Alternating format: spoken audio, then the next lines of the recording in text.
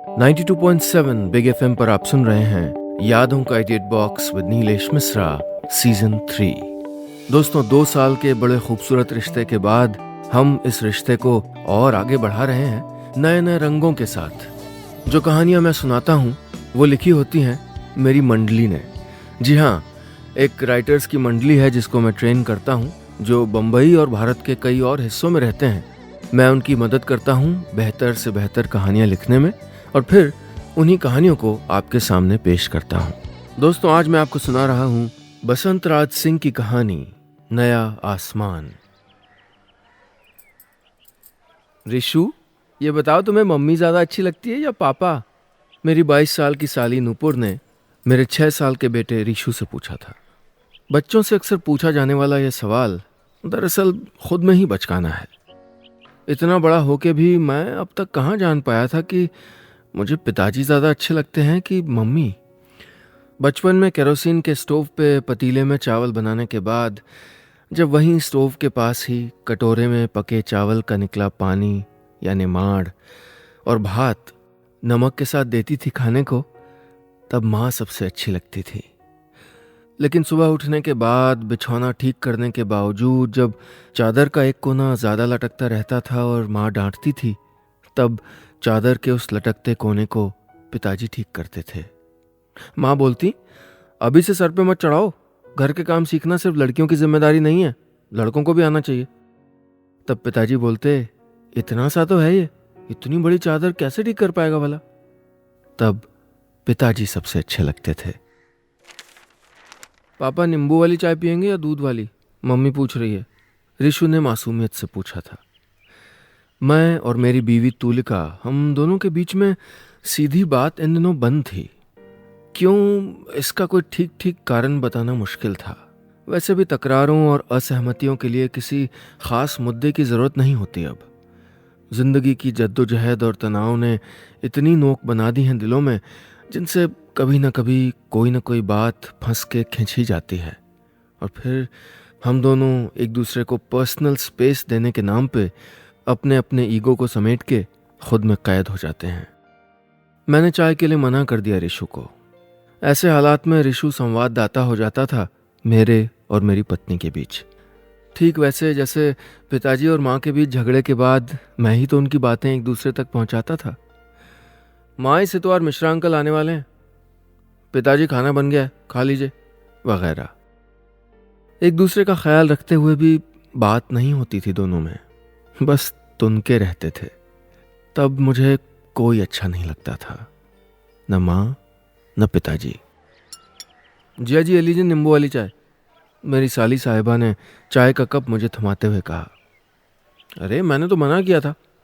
तो क्या, मुझे पीने का मूड था तो आपको भी पीनी पड़ेगी, साली साहिबा ने कुछ शोखी और नज़ाकत भरी शरारत से कहा। साली साहिबा के इस मनोहार का बड़ा ही चुटीला जवाब था मेरे पास, लेकिन अभी मैंने चुपचाप साली साहिबा के हाथ से चाय का कप ले लिया। माँ पिताजी भी चाहे लाख नाराज रहे हों एक दूसरे से, चाय से कभी नाराजगी नहीं दिखाई थी दोनों ने। रात को तकरार करके सोने के बाद अगली सुबह माँ चाय बनाती और बाहर बैठे पिताजी के सामने जानबूझ के जोर से पटक के कप रखती ताकि पिताजी देख लें कि चाय बन के आ चुकी है। पिताजी भी वैसे ही बिना कुछ बोले कप उठा के चाय की चुस्कियां लेने लगते। तब दोनों अच्छे लगते थे। 92.7 बिग एफएम पर आप सुन रहे हैं यादों का edit box with Nilesh Mishra season 3। दोस्तों, आज की कहानी में अब तक आपने सुना कि माँ पिताजी में कौन ज़्यादा पसंद है, ये अपनी साली नूपुर द्वारा अपने 6 साल के बेटे रिशु से पूछे जाने पे प्रकाश अपने बचपन के दिनों में लौट आते हैं और इसका जवाब अपनी ज़िंदगी में टटोलते हैं। अब आगे। तुलिका मेरी साली साहिबा, मेरा मतलब अपनी बहन के साथ बालकनी में बैठी थी और मैं कमरे से उनको बातें करते देख रहा था। रिशु सामने ही सोया था। शायद पहली बार था कि बीवी और साली यूं किसी संडे को साथ थे और मैं उनके साथ हंसी ठिठोली करने के बजाय कमरे में कुछ पढ़ रहा था। पढ़ क्या पा रहा था, दरअसल पन्नों पे उभरे अक्षरों के सहारे वर्तमान से बचपन में डूब रहा था, उबर रहा था। 35 की उम्र तक लगभग वो सब कुछ था जो 25 की उम्र में अमूमन ख्वाहिश करते हैं। एक अदद नौकरी, खूबसूरत कामकाजी बीवी, एक छोटी सी कार, किराए पे ही सही लेकिन शहर के पॉश समझे जाने वाले इलाके में 2 बेडरूम का फ्लैट और प्यारा सा रिशु। एक पूरी नजर रिशु को देखा, सोते हुए मुस्कुरा रहा था। शायद कोई सपना देख रहा हो। सपने यही नहीं आते अब। जो कभी पहले देखे थे उनमें से या तो कुछ पूरे हो गए थे, कुछ अधूरे छूट गए थे और कुछ चलते चलते राह में खो गए थे। बिना सपनों के जिंदगी तालाब के ठहरे पानी की तरह हो जाती है। इसमें ना तो सतह पे कोई लहरें होती हैं और ना ही तल में। उसी पानी की मानंद मेरी जिंदगी भी ठहर सी गई थी, जिसे कहीं पहुंचने की चाह नहीं रही थी। ऊबन होने लगी थी तरह तरह के नकली मुखौटों सी रेडीमेड जिंदगी से। मैं जिंदगी के पानी में अपने बाजुओं की बदौलत तैरना चाहता था, गोते लगाना चाहता था। सर्फिंग के विंग्स के सहारे सिर्फ सतह पे ही फिसलना नहीं चाहता था। रिशु की तरह मैं भी फिर से मुस्कुराते हुए सपने देखना चाहता था और जगने पे उनको पाने की कोशिश भी करना चाहता था, भले वो मिले ना मिले। बचपन के इन गिरने संभलने के दिनों सा गलतियां करके नई चीजें सीखने का दिन वापस चाहता था मैं। आज एक गलती पे जॉब से निकाले जाने का खतरा मंडराने लगता है और एक गलती पे बीवी को कंपैटिबिलिटी में प्रॉब्लम दिखने लगती है। ट्राइड एंड टेस्टेड सेफ रास्ते पे चल रहे हैं, सब मशीन की तरह। एहसास होता है बचपन के दिन सुनहरे होने का। सब्जी खरीदने की जिम्मेदारी मुझको सौंपने के पहले कुछ दिन मेरे साथ साथ पिताजी भी जाते थे सब्जी मंडी। कभी भी मंडी में घुसते ही सब्जी मत खरीदना, चाहे जितनी भी अच्छी सब्जी क्यों ना दिख जाए। एक बार पूरी मंडी का चक्कर लगाना और दिमाग में याद रखना कहाँ कहाँ अच्छी सब्जियां दिखी थी और भाव क्या थे, फिर वापस लौटते टाइम खरीदारी करना। मार्केटिंग का ये पहला सबक किसी मैनेजमेंट इंस्टीट्यूट में सीखने से पहले मेरे 10वीं पास पिताजी ने मुझको सिखाया था। वो जो सिर्फ सब्जी खरीदने के ही नहीं बल्कि जिंदगी के अनेक मोड़ पे काम आई। पिताजी तब सबसे अच्छे लगते थे। रिशु अचानक नींद में ही चौंक के कुनमुनाते हुए मम्मी को आवाज लगाने लगा। तुलिका झट से भाग के आ गई थी। मैं भी रिशु के बगल में बिछावन पे आ गया था। मैं और तुलिका पास थे बिल्कुल। 2 दिन से भले ही अलग अलग भावनाओं से गुजरे हों हम दोनों, लेकिन अभी भी दिल में एक ही एहसास था, रिशु के लिए वात्सल्य। 92.7 बिग एफएम पर आप सुन रहे हैं यादों का edit box with Nilesh Mishra season 3। दोस्तों, आज की कहानी में अब तक आपने सुना कि माँ पिताजी में कौन ज्यादा पसंद है। अपने बेटे से इस सवाल के पूछे जाने पे प्रकाश अपने बचपन के दिनों को टटोलते हैं। उनकी बीवी तुलिका से किसी बात पे तकरार हो जाने के कारण उनकी बातचीत बंद है। वो उम्र के 35वें पड़ाव पे भौतिक सुखों के बावजूद आगे बढ़ने की प्रेरणा नहीं पा रहे हैं। अब आगे। मैं रिशु के सर पे हाथ फेर रहा था। पता है मुझको क्या महसूस हो रहा था? अपने पिताजी का हाथ मेरे सर पे। अमूमन माँ की ही बात चलती थी घर में। अगर कोई बात उनके मना करने के बावजूद की गई और उसका परिणाम अच्छा ना हुआ तो माँ झट से बोलती, और करो अपनी मर्जी से, मैंने तो पहले मना किया था, पर मेरी सुनता कौन है। और अगर उनकी बात मान ली गई और फिर भी परिणाम अच्छा ना हुआ तो वो तुरंत बोलती, अरे अपना दिमाग भी तो कुछ चलाना चाहिए, अब हर बात पूरी मैं ही समझाऊं क्या।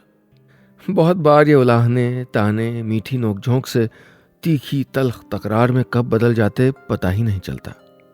माँ अपनी गलती मानना नहीं चाहती और पिताजी मनवा के ही छोड़ना चाहते। लेकिन जब मुझको जॉन्डिस हुआ था तब माँ ने पिताजी की हर हिदायत मानी थी, बिना किसी सवाल के। कड़ाके की सर्दियों में जब सब मोजे दस्ताने पहने रजाइयों में दुबके पड़े थे, ऐसे में माँ बाहर दरवाजे पे लगे चापाकल से पानी भर के लाती और फिर हर बार मांगने पे कुनकुना गर्म पानी देती।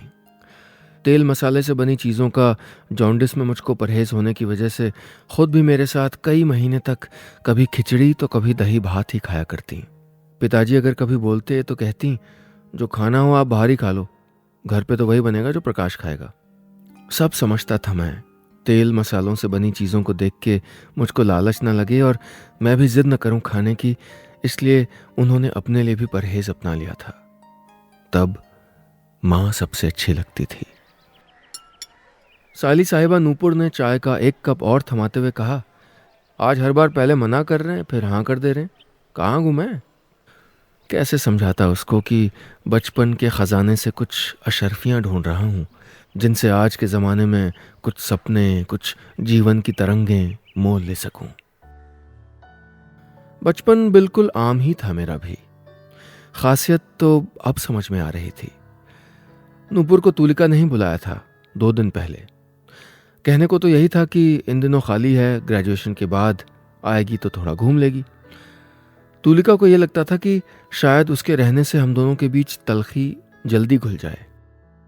रिश्तों के बीच मध्यस्थता से बात तो कुछ खास नहीं सुधरती, बल्कि और जो लक्षण सिम्टम्स दिख रहे होते हैं नाराजगी के, वो भी बंद हो जाते हैं और इनसे उलझन बढ़ती ही है। नूपुर के आने से कोई पंचायत तो नहीं बैठी थी हम तीनों की। बस ये हुआ था कि तुलिका के पर्सनल स्पेस का जो वक्त मुझे मिलता था वो अब नूपुर को मिलने लगा था।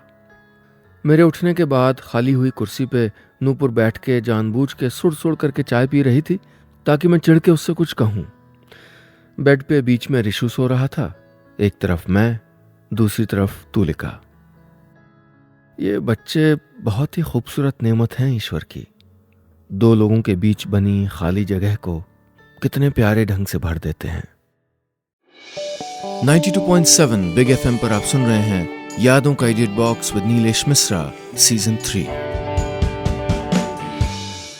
दोस्तों, आज की कहानी में अब तक आपने सुना कि माँ और पिताजी में कौन ज़्यादा पसंद है। इस सवाल का जवाब प्रकाश को अपने बचपन के दिनों में ले जाता है। उनकी बीवी तुलिका से किसी बात पे तकरार हो गई है और उन दोनों की बातचीत बंद है, और उन दोनों का पैचअप कराने के ख्याल से उनकी साली नूपुर उनके घर आई है। अब आगे।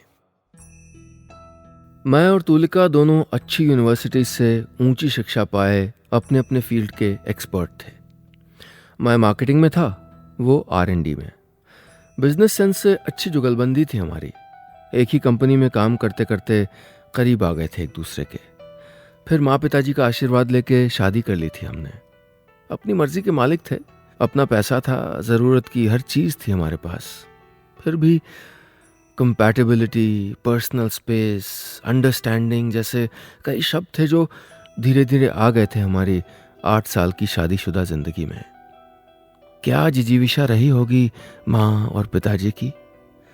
माँ का दादा के घर सुबह धान उबालने के बाद उनको सूखने के लिए डालना ताकि वो मिल में चावल बनाने को भेजे जा सकें, फिर गांव के प्राइमरी स्कूल में पढ़ाने जाना, शाम को लकड़ी के चूल्हे पे दाल अच्छे से पकाने के लिए 1 घंटे घोटनी से फेंटते हुए मशक्कत करना, फिर सबको खिला के देर रात सोना और अगले दिन सुबह 4 बजे से ही उठ के दिनचर्या में फिर से लग जाना।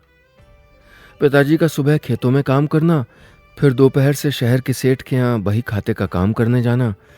जब जीने के इतने साधन नहीं थे तो कंपैटिबिलिटी, पर्सनल स्पेस, अंडरस्टैंडिंग ऐसे शब्द भी नहीं थे।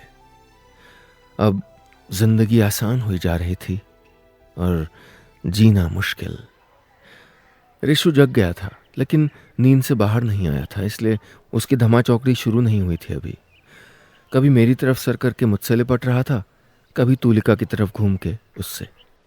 तुलिका ने साली साहिबा की तरफ देखे बिना कहा, नूपुर कल रिशु के स्कूल में पेरेंट्स टीचर मीटिंग है, तुम चली जाना लेके, मुझे कुछ काम है। मैं समझ रहा था, निशाना तो मैं था।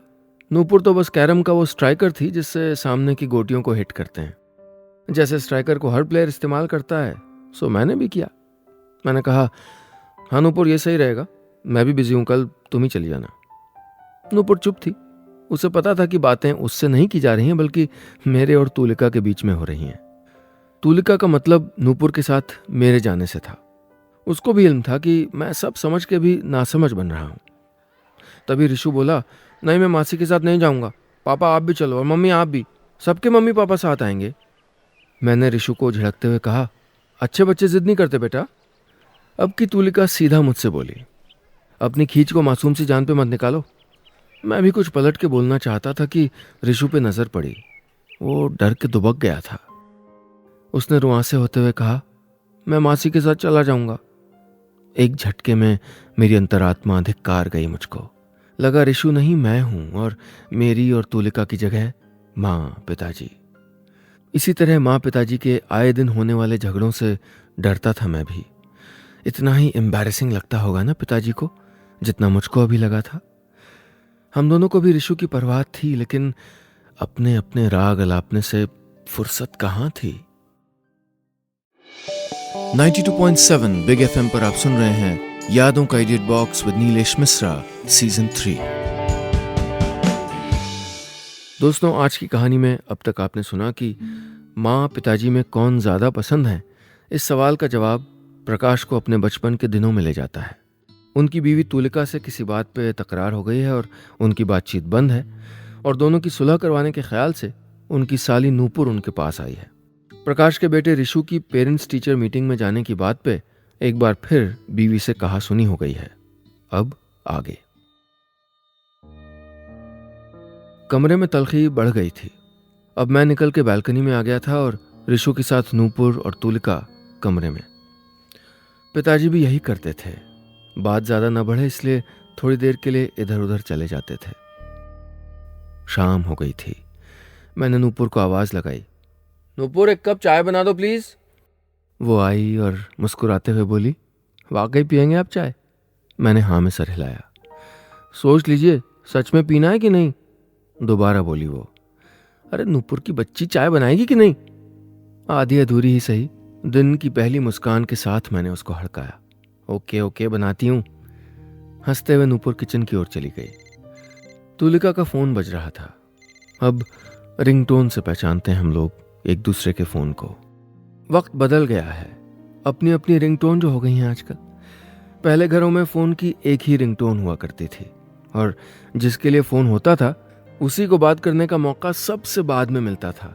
उससे पहले पूरा घर बात कर लेता था। अब जिसका फोन होता है वही उठाता है और घर के ही दूसरे लोगों का बात करना अशिष्टता हो गई है।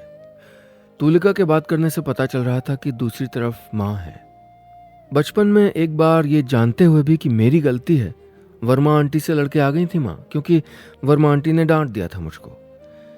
वही माँ अब सीधे मेरे फोन पे कॉल नहीं करती, पहले तुलिका के फोन पे कॉल करके उससे बातें करती हैं और फिर उसी फोन से बाद में मुझसे बात करती हैं। उन्होंने तुलिका से दोस्ती कर ली है। अब मेरी गलती ना होने पे भी मुझको झिड़क देती हैं। तुलिका को कुछ नहीं बोलती। हमेशा पिताजी को एडजस्ट कराने वाली माँ ने मेरी गृहस्थी की बेहतरी के लिए ये एडजस्टमेंट खुद ही कर लिया था। माँ एक बार फिर सबसे अच्छी लगी थी। तुलिका बातें करते हुए बालकनी तक आ गई थी। उसने ये कहते हुए, माँ ये लीजिए प्रकाश से बात कीजिए, फोन मुझे थमा दिया। फोन को कान से लगा के कुछ बोलता कि उधर से माँ की आवाज आई, तुम लोग कैसे नाम लेके बुलाते हो एक दूसरे को?